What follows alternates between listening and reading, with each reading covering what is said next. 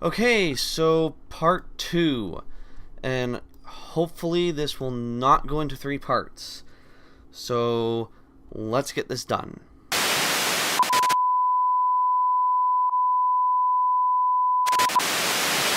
Alrighty, so last episode, I covered Superman's creation in the late 30s, all the way up to him and Supergirl's fate in 1986's Crisis on Infinite Earths.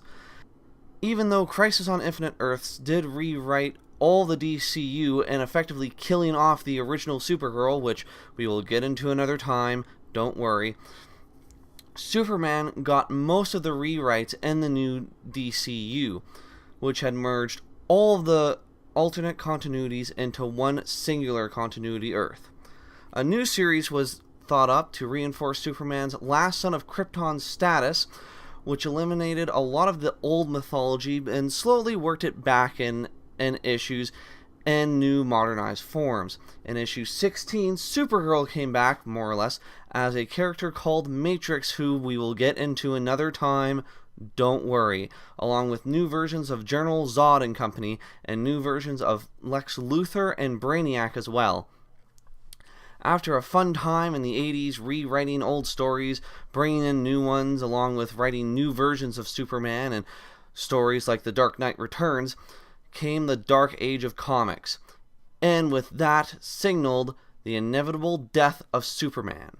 So, a small theme, or actually a big theme at this point in the 90s with DC Comics, was the continuation and start-up of killing off big characters, which became a huge thing in all comic book companies later on. With this being said, it would be of no surprise that the most popular superhero and comic book superheroes would be killed off.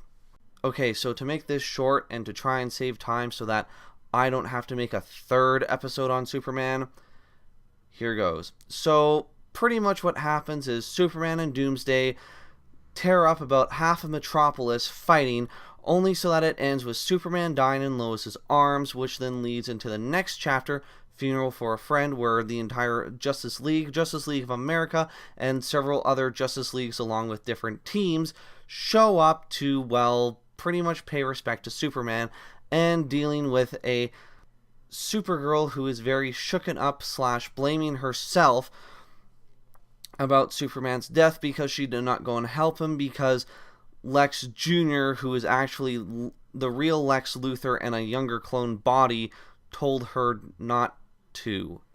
Okay.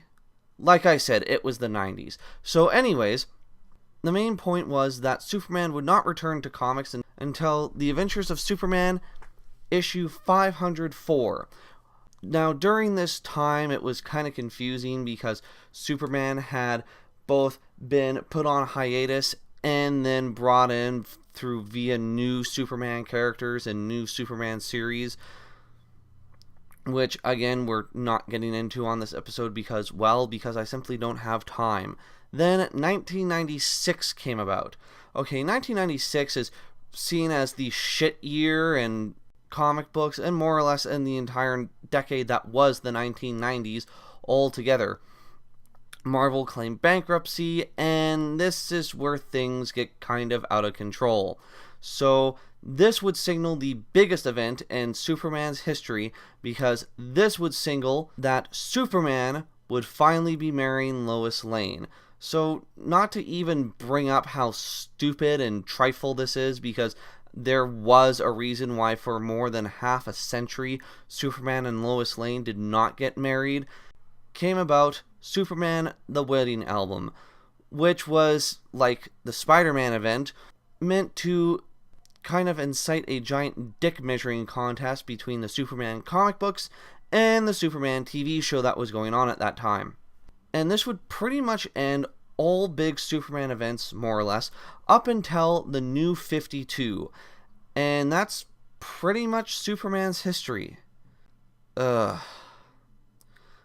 I'm glad that's over with. I'm CJ, and I guess I'll catch you guys later.